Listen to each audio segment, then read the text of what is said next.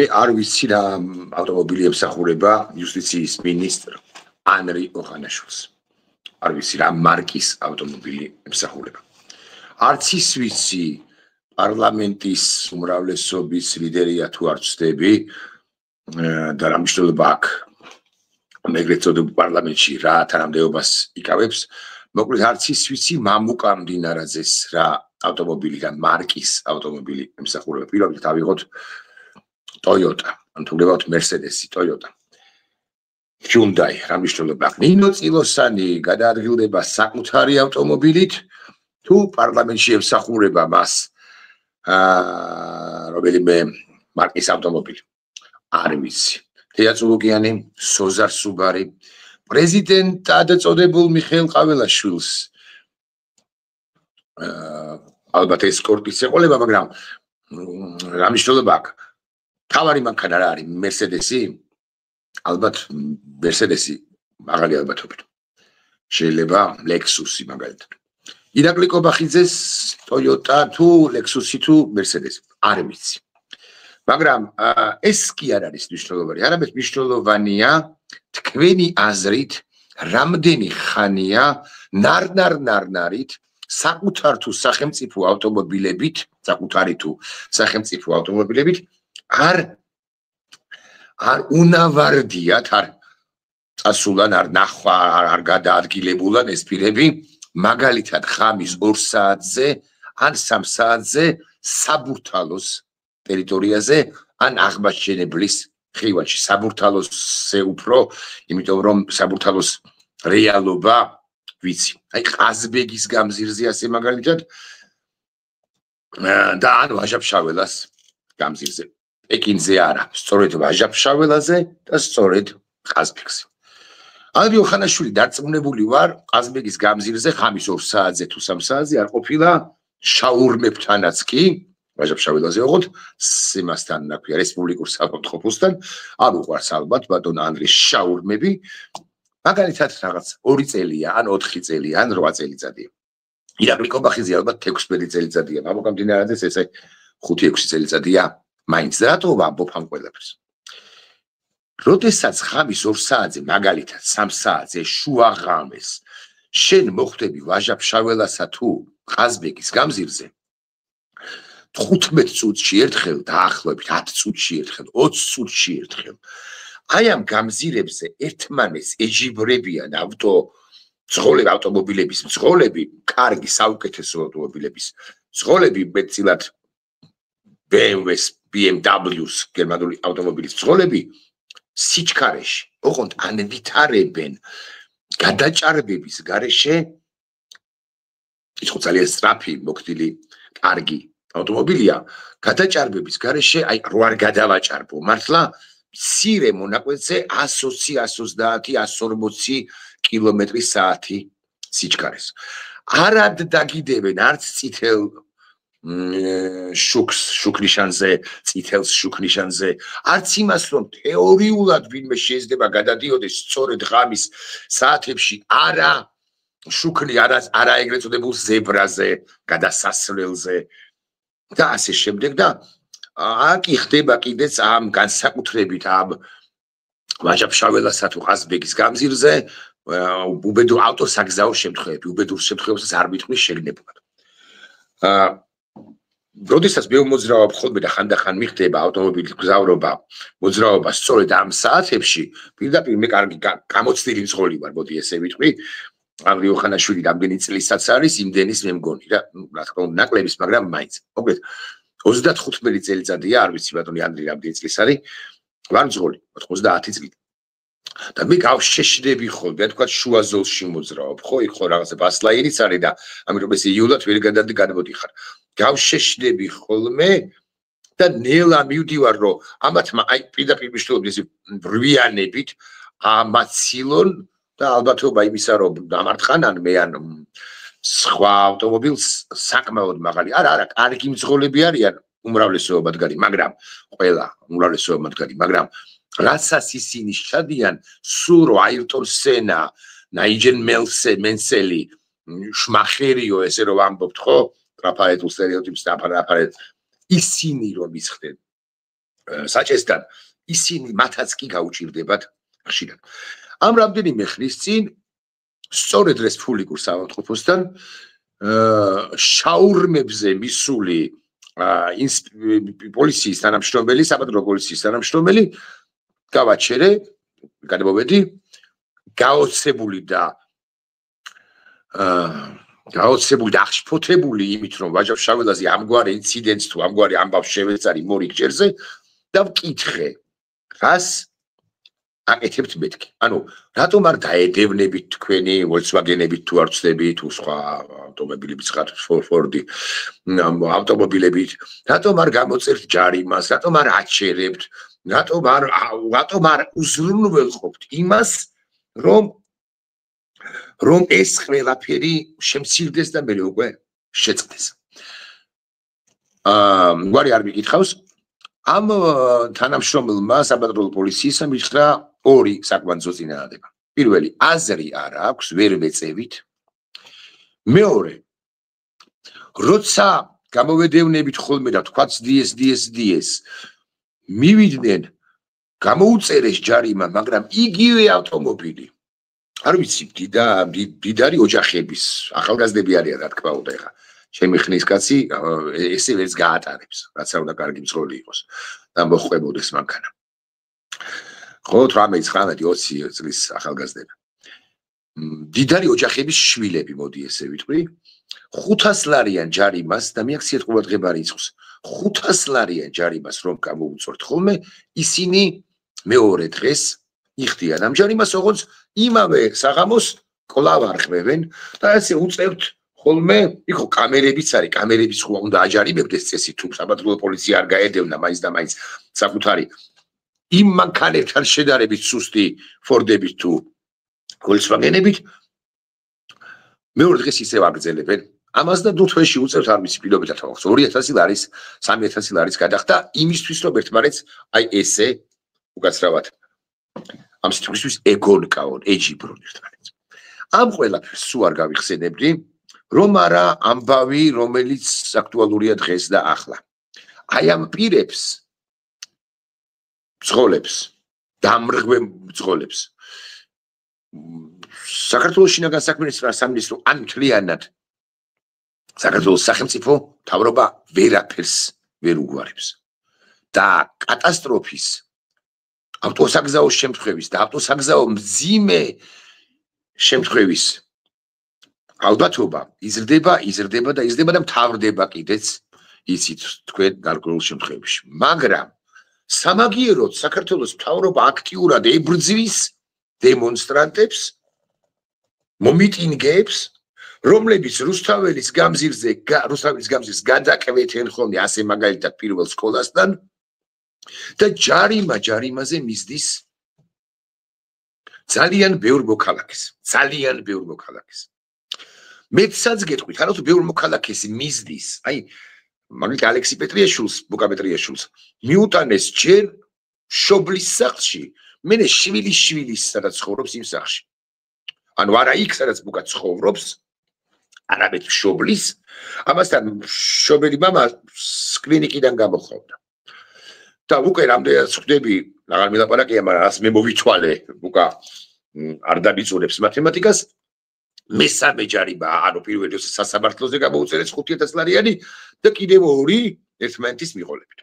ასეთი 4-4, 5-5, 3-3, 2-2 ერთ მოქალაქეს დაუწერია, მითხრეს, რომ 9 ჯერ დამაჯარებეს 5-5000 ლარით. ჩემი მათემატიკის მასწავლიდა, რომ 9 ჯერ 5 არის 45000, ანუ 45000 ლარის გადახდას ავალდებულებენ ერთ მოქალაქეს, რომლის გვარიც არ ვიცი, მაგრამ რა მნიშვნელობა აქვს. რა საკვირველია ხელისუფლებად წოდებული ბანდა ამ ყველაფერს აკეთებს იმისთვის, რომ სხვას შეეშინდეს. 45000 კი არა, 5000-საც რო ვერ გადაიხდის, ბევრი და არ გადაიხდის, ეგ ცალკეთებაა, მაგრამ სხვას რომ შეეშინდეს და არ გავიდეს რუსთაველის გამზირზე, ამისთვის აკეთებს კოლექტიური ირაკლი კობახიძე უფრო სწორად გამობიძინებული მთავრობა. ოღონდ ამბავიც ის არის, რომ ეს ყველაფერი არ მუშაობს. ჯერ ერთი სასამართლო სისტემაში იჭედება იმ დროს საჩივარზე შედის და ჯარიმებულთა საჩივარზე შედის და მეორე ეს ყველაფერი სულ რომ სასამართლო სისტემა არ გასაცობდეს, საცობი არ შეიქმნას საჩივრებისა, საქმეებს ვერ ასწრებენ, გამომძიებლები კი არა გვაქვს სამართლეები და ასე შემდეგ, სულ რომ ეს ყველაფერი არ ემატება და მაინც როგორღაც განასაცობოს ხელისუფლება წოდებულმა ბანდამ ეს ყველაფერი გადამხდელი ამ ყველაფრისა არავინ არ არის. მაგრამ ერთ წუთს წარმოვიდგინოთ, რომ გადამხდელი არის. აი კოლექტიურ მდინარაძის ტვინში ხო ასეა მოხარშული, რომ ალექსი პეტრიაშვილი გადაიხდის ან ნებისმიერი სხვა დაჯარიმებული. რა გამოდის? უყურეთ, საქართველოს მოქალაქის საშუალო ხელფასი არის არ მახსოვს, არ ჩამიხედავს, მაგრამ 1000 პირობითად 300 ლარი. როდესაც შენ 1300 ლარზე პრაქტიკულად 3.5 სამჯერ, აი თქვა 1500-ია, ხო 1650-ია თქვა, ხო? სამჯერ მეტ თანხას აკისრებ ჯარიმის სახით მოქალაქეს. ანუ რისკენ უბიძგებ, შენ გავიგე, რომ ალექსი პეტრიაშვილი არც არაფრის რომ ბოდიშმუკა შენთან არც არაფრის მომპარავი არ არის. მაგრამ ვინმეს, რომელსაც ის 1650 ლარიც არ აქვს, გაცილებით ნაკლები აქვს, ანუ უბრალოდ ბუკაზე ნაკლები შემოსავალი აქვს, ბუკა ეხა ვიდეობლოგები განაგრძო, ასე შემდეგ, შესაძლო რომელიც ფონდში მუშაობს, შესაძლო აქვს გარკვეული შემოსავალი. ცხადი არ ვიცი თანხობრივად, მაგრამ ალბათ აქვს, იმედი მაქვს აქვს, ხო? მაგრამ ხო არიან დემონსტრანტები დაჯარიმებულები, რომელთა არც გვარსახელები ვიცით და რომლებსაც ეს გარკვეული შემოსავალიც არ აქვს, ისინი არ არიან საზოგადოებისთვის ცნობილები, სამჯერ მიუვიდათ ოღონდ ჯარიმა და 5000 ლარი აატყება კოლექტიურმა მდინარაძემ, რისკენ უბიძგებს ამ მოქალაქეებს, ამგვარ მოქალაქეებს სახელმწიფო წოდებული, ხელისუფლება წოდებული ბანდა, მდინარაძეები. საიდან უნდა მოიტანოს მოქალაქემ, რომელსაც არ აქვს შემოსავალი, ესოდენ მისთვის, ანუ ამ მოქალაქისათვის ასტრონომიული თანხა მით უფრო სამჯერ, 4ჯერ, ან აგე გითხარით, ერთ-ერთი მოქალაქე დაუჯარიმებიათ 9ჯერ. ანუ 45000 ლარი დაუკისრებიათ მისთვის ჯარიმა. ეს მდინარაძისთვის, დინოციბოსარისთვის არის იოლი. მარცხენა შემოსავლები რო აქვთ, მაღალი ალბათობით ქართულთან. სინდიკატის წევრები რო არიან. მათთვის არის იოლი, მათ ხო არც არავინ არ დააჯარიმებს, მაგრამ თეორიულს წარმოვიდგინოთ, ამ 55000 ლარის ესე გასროლა ირაკლი ზარქუასათვის აბუ-დაბიში. ციხეში. 4000 ევრო გადაუხდია თუ არ ვცდები თითოეულს, ანუ 8000 ევრო გადაუხდიას მას და სანიკიძეს. გადადგურთელი როა. იმას. ხო და ჩვეულებრივმა მოქალაქემ, რომელიც გავიდა რუსთაველის გამზირზე და თავის აზრს გამოხატვის თავისუფლების ფარგლებში აფიქსირებს 5000 ლარი საიდან უნდა მოიტანოს. უბიძგებ, ესე იგი, შენ კრიმინალისკენ და ვინმე სოხელი წასწდება, მე უნდა გააშავო, და თქვა რომ აგე დემონსტრანტი ტაბლიაშვილი დავარქვათ, იმიტომ რომ სხვაგვარს არ დავასახელებ. ხო, დემონსტრანტი ტაბლიაშვილი ჩაუზურა ვიღაცაში, ეს ხადი არ ვაპირებ უშუალოდ მე, მაგრამ ასე ავხსნი, რომ კარგად იყოს გასაგები ამ გამობიზინებულებისათვის პირველ ყოვლისა და საზოგადოებისათვის რისკენ მიხრავს ხელისუფლებას. და ეს პარალელურად იმისა, რომ ვაჟა-ფშაველას გამზირზე აი ესე რომ დადიან, დრიფტაობენ, საუკეთესო დრიფტაობენ თუ გონკაობენ, ხო სწრაფად რო დადიან და 500 ლარი და იმას ვერ აღკვეთს და სიცოცხლისთვის საშიშ ქმედებას სიცოცხლეს რო უსაფრთხეს უქმნიან იმგვარ ქმედებას სჩადიან პატრულისაგან მიერ ვერ აღკვეთილი ცხოველები ამასთან აკეთებენ ამას გინდა კამერა ჩაურთე და გინდა ჩამოვართქ მარტივია მიიღოს ან რიოხანაშვილმა თუ ვინც არის გაბოცულოკიანებულებმა მიიღონ გადაწყვეტილება იმის თაობაზე რომ მართვის მოწმობა ჩამოვართვან რატომ არ ართმევენ ხო იციან ავტომობილის ნომერი, სახელმწიფო ნომერი ჟჟ 540 ჟჟ პირობითად. ხო? რატომ არ ართმევენ ცხოველებს მართვის მოწმობას? ერთკვირიანი მონიტორინგია საჭირო იმისთვის, რომ გაიგო კონკრეტულად რომელი მანქანა ავტომობილები, შესაბამისად რომელი კონკრეტული ცხოველები მონაწილეობენ ამ პარიზი დაკარის ფორმულა 1-ის, ესე გეტყვით თუ გნებავთ, ავტორბოლებში, რომლებიც გამართულია, ესე ყაზბეგიდან, ქავთარაძიდან, მერე არქივთან მოუხვევენ ვაჟა-ფშაველაზე და ისევ მიდიან ქვია სითიმოლის მიმართულებით, მერე ისევ მოატრიალებენ და ასე შემდეგ აი ამ რაღაცეებში. ეხლა რაც შეეხება ეს ხო გავიგეთ.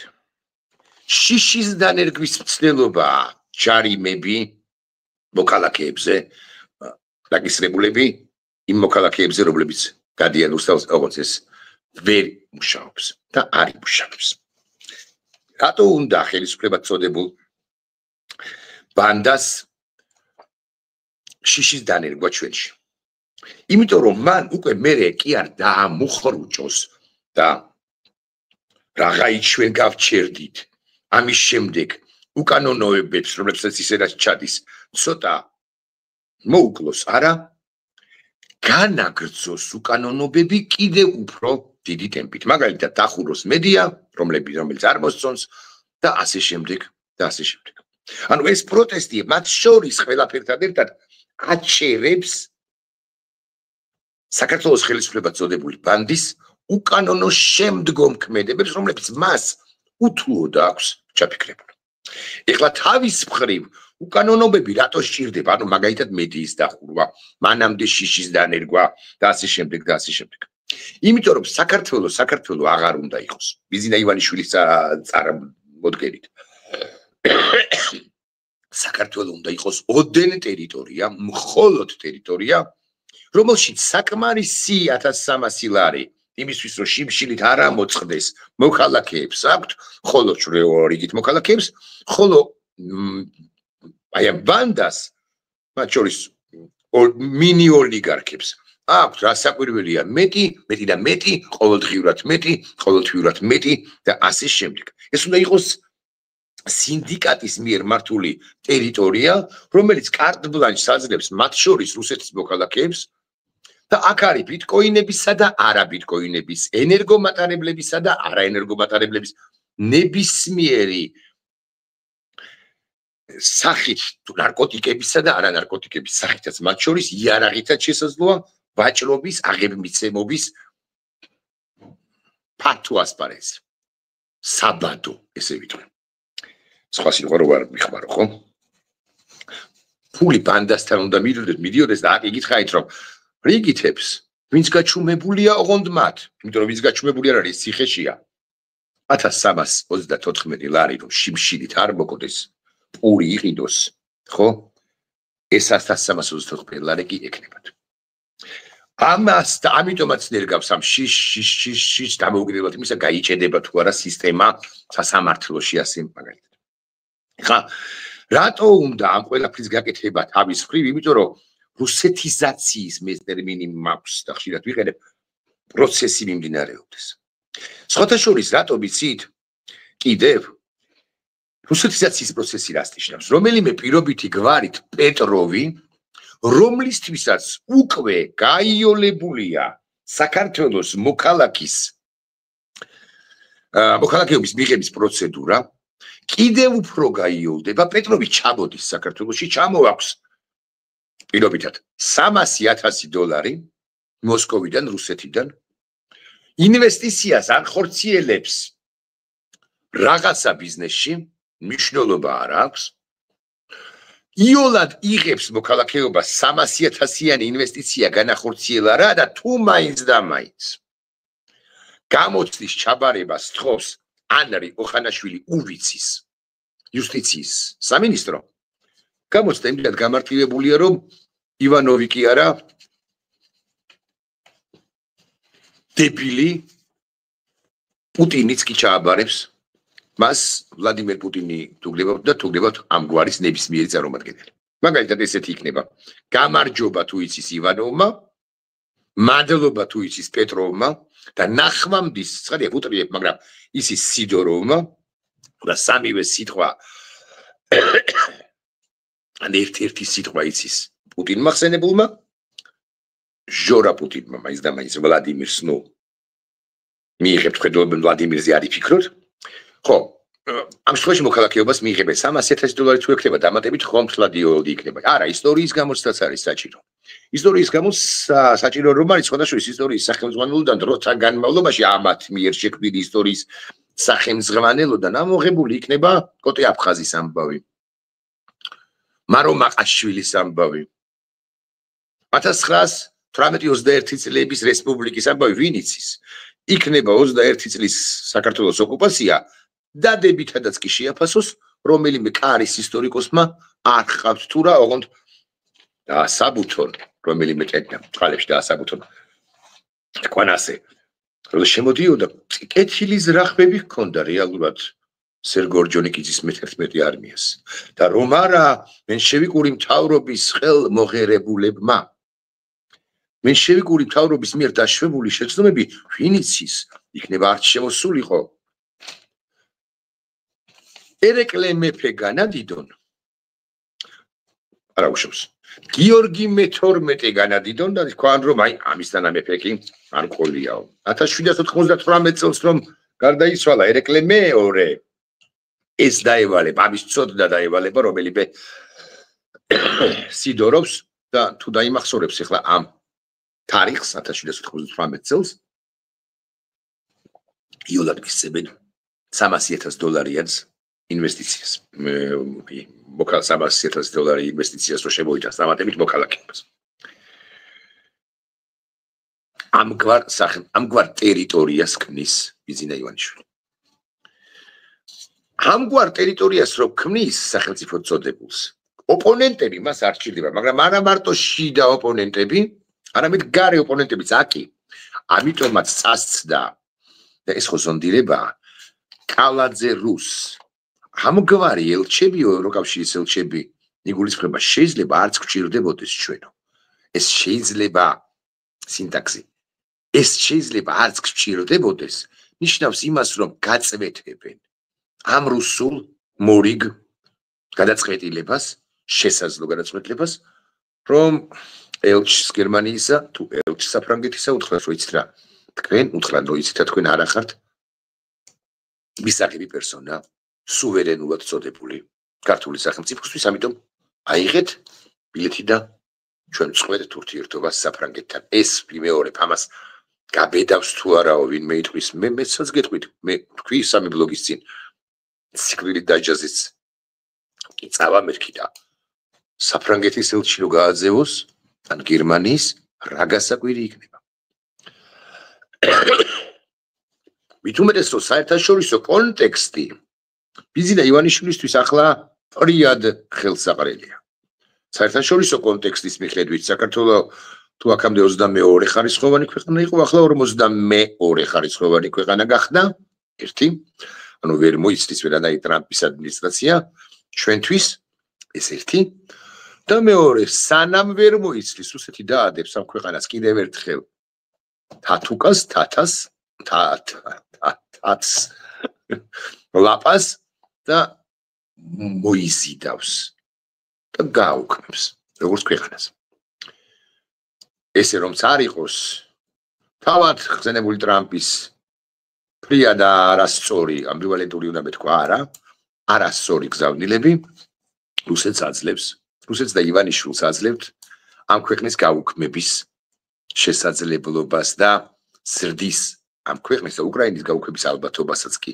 ზრდის თუ გულახდილები ვიქნებით ხო და რა ვქნა ეხლა მე არ ვთქვა რომ დრიფტაობენ ვაჟა-ფშაველაზე აქედან არ დავიწყო და იმით არ დავასრულო რომ ივანიშვილი რუსია კონცეფციით რუსი მე შემიძლია გავჩუმდე რა უნდა ვაკეთო სიმართლე გითხრათ თუ გავჩუმდი მე აღარ ვიცი მაგრამ შემიძლია გავჩუმდე ოღონდ როდესაც პირველ პირში და მხოლოდ რიცხვში ვამბობ მე უნდა გავჩუმდე მე შემიძლია გავჩუმდე მეთქი საკუთარ თავს კი არ გულისხმობ საზოგადოებას ჩვენ შეგვიძლია მეორე მხრივ ინდივიდუალურად გავჩუმდით. არ გავიდეთ აქციაზე, არ დავწეროთ სტატუსი, არ ჩავწეროთ ვიდეო, არ გავაპროტესტოთ. არ თქვათ ხმამაღლა თუ ხმა და ბლა, ჩვენი და ობიექტური სიმართლეები.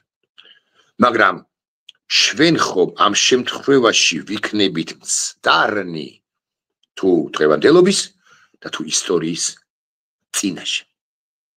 ჩვენ ხომ დავემსგავსებით ტიპებს, რომლებმაც მათ შორის მე მახსენა იმ პროპაგანდისტმა შალვარაბიშვილმა და ჩემი სტატუსი რომ ჩაიკითხა იმ თავის ეთერში, იმიტომაც წასცდა, იმის შემდეგ წასცდა ის რაც წასცდა, მე იქ ვწერდი უკრაინის დამარცხება, ჩვენი დამარცხებაც არის მეთქი და შალვარაბიშვილმა ტელევიზია ბოჭრეს ისე, რომ შალვარაბიშვილი ამას ამბობს, ასაკურველი ამბობს, მაგრამ ის პირველი ნაწილი არ აღნიშნულა, არ გავიდა ეთერში.